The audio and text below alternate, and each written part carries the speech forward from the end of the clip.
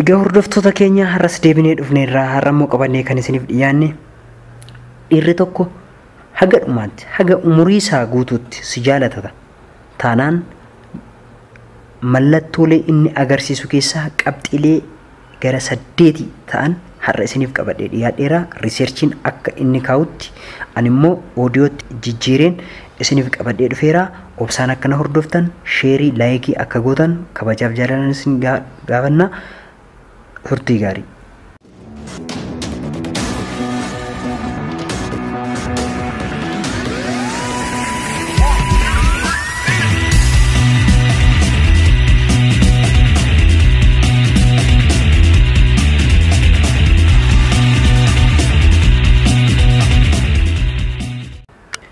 Egaa akkuma beekamu dhiirri tokko dhiirri si dhiisuu hin dandeenye yookiin immoo dhiirri tokko amma umurii isaa guutuu si jaalachuu danda'u akkamitti akka inni si dhiisuu hin dandeenye yookiin immoo si dhiisuu jaalala dhugaa dhiirri siif qabu sana mallattoo inni agarsiisu keessaa egaa akkuma beekamu inni jalqabaa dhiirri tokko jaalala inni si jaalate keessatti mallattoon agarsiisu keessaa tokko hin huqqata baay'ee dhiphata baay'ee si yaaddoo keessa waan jiruuf hin gurraachahaa yookiin immoo hin dabala. Achirratti egaa akka qo'annaan saayinsii kaa'utti yookiin hin dabala yookiin immoo hin hir'isa. Kiiloon isaa hin hir'isa, bifni isaa hin hir'isa, wanti hundi isaa yaaduun illee dandeettii yaaduu isaa illee hin hir'isa. Achirratti jaalalli akka isa qabe yookiin immoo akka inni si yaadaa jiru achirratti hubachuu ni dandeessa jechuudha. Egaa inni kun jaalala isa dhugaatu agarsiisa. Jaalala isa sobaa otoo hin taane jaalala dhugaa siif qaba yookiin immoo si jaalateera taanaan achirratti mallattoolee inni agarsiisu keessaa isa tokkodha kun isa bu'uuradha. Nyaatallee hin hir'isaa achirratti barnootaallee waliin barachaa jirtu yoo ta'e dalagaallee waliin dalagaa jirtu yoo ta'e waan hundumaan duubatti gochuu danda'a jechaadha namni sun. Kana malees immoo yeroo hundumaa si dhaggeeffachuu yeroo hundumaa yaada kamillee yoo ati dhiyeessite yaada kee hin faalleessu bakka yeroo hundumaa si dhaggeeffachuuf si dhaga'uullatti illee kan inni attentionii kennu jaalala isa qabe yookiin immoo jaalala dhugaa siif qabaate taanaan yeroo hundumaa wanta ati jette illee ishee jedhee fudhachuu keessatti gahee guddaa qaba jechaadha. Yeroo hundumaa yeroo ati itti haasoftu yookiin immoo yeroo ati itti himtu baay'ee gammachuudhaan baay'ee itti tolee kan si dhaggeeffatuu fi kan yaada kee fudhatu jechaadha. Mallattoolee akkasii agarsiise taanaan namni sun nama baay'ee si jaalatuu fi nama si dhiisuullee hin dandeenye jedhamee nama itti amanamuu danda'udha jechaadha. Si dhaggeeffataa yaada kee deeggaraa jechoota garaagaraallee fayyadamee bakka yaada kee sana deeggaruudhaan si gargaaruudhaan si bukkee dhaabachuudhaan beekama jechaadha namni sun akka inni si jaalate yookiin immoo akka inni jaalala dhugaa siif qabu. Inni kabraa dhiirri tokko yeroo hundumaa si jaalata taanaan yookiin immoo hamma dhumaatti si jaalata si dhiisuu hin danda'u yookiin immoo si dhiisuu hin fedhu taanaan inni bu'uurri inni kabraa sirratti gufuu ta'uu hin barbaadu yaada keetti gufuu ta'uu hin fedhu. Asirratti maal jechuudha karoora qabaachuu dandeessa ati dalagaa qabaachuu dandeessa hojii qabaachuu dandeessa kana akka ati dhiistu akka ati dhaabdu akka ati wanta sanarraa duubatti deebitu sirratti gufuu yookiin immoo dhiibbaa uumuu hin danda'u jechaadha namni sun namni ati jaallatte yookiin immoo namni jaalala sirriisiif qabu namni jaalala si waliin itti fufuu danda'u sun jechaadha. Ati karaa dheeraa deemuuf kaatee karaa dheeraa deemuuf hojii dalagaa dheeraa hojjechuuf karoorsitee duubatti sin deebisu yeroo hundumaa si gargaara yaada kee deeggara wal gorsaa si gorsa malee duubatti sin deebisu jechaadha. Fedhii irratti dalagaa irratti barnoota irratti waan hundumaa irratti firii nama ta'e jechaadha. Namni sun namni siif sirrii ta'e jechaadha. Namni si waliin walitti fufu jechaadha. Seenis immoo firii kan si godhu waan hundumaa irratti firii akka ati taatee hojjettu firii akka ati taatee dalagdu fedhiin keellee firii waan hundi kee firii akka taatu si deeggara jechaadha.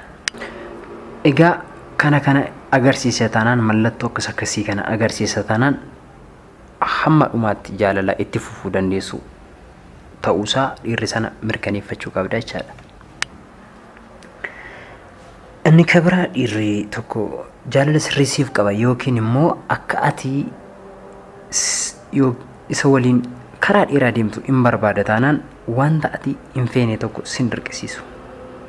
Fakkeenya ati har'a fedhii foonii raawwachuu yookiin immoo isa waliin ciisuu hin feene taanaan akka ati dirqama isa waliin ciistu hin barbaadu.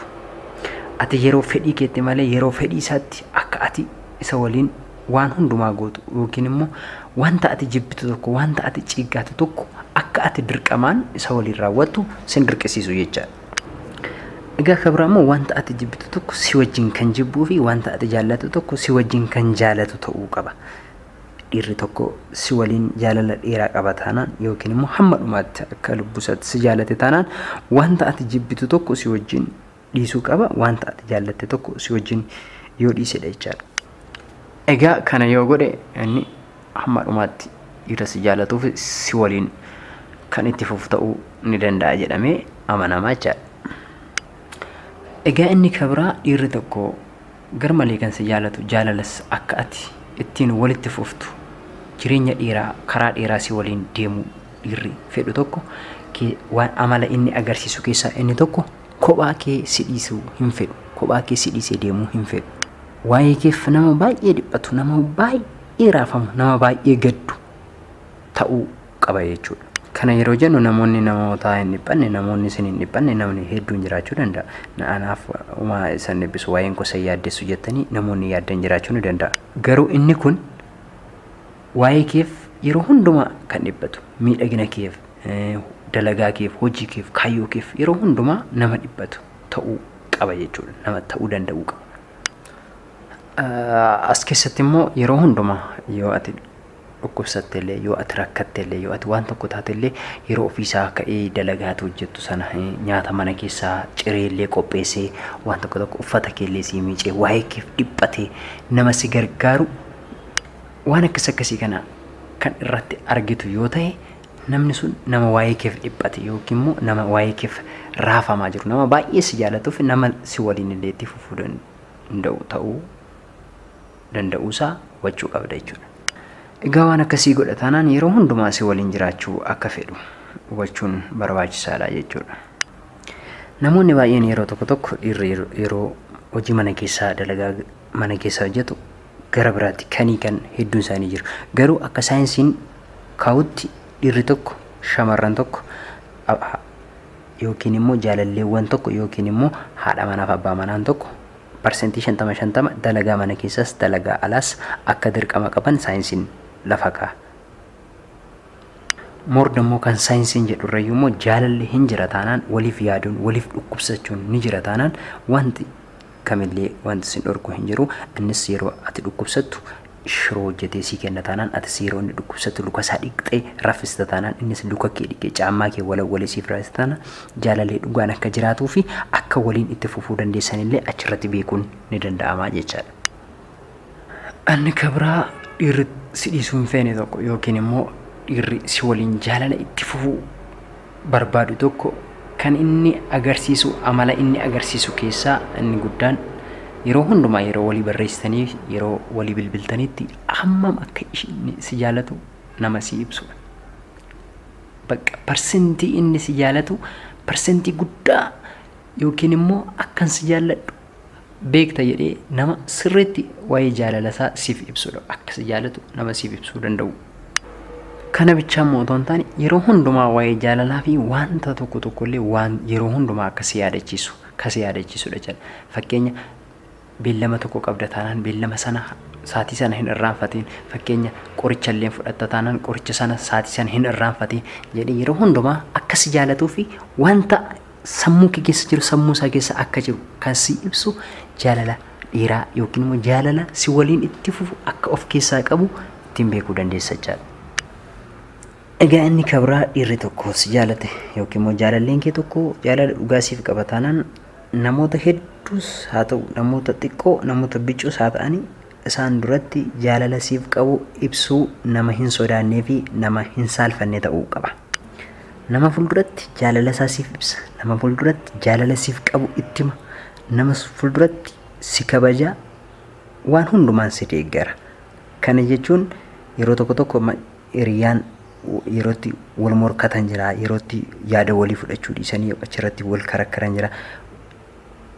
kana dhiisee yeroo hundumaa yaada kee fudhata si jaalata taanaan bakka waan hundumaan hiriyoota isaa fuulduratti isaa ta'u namoota kan biratti si kabajuu fi jaalasiif qabuu siif ibsaa jechaadha. Cilaatti bukoon fuula keerrallee jira yoo ta'e waamee nama si xaragu taanaan bakka namni sun nama si jaalatuu fi nama si kabaju nama si waliin itti fufuu danda'u ta'uusaa mallattoo agarsiisu keessaa isa tokkodha.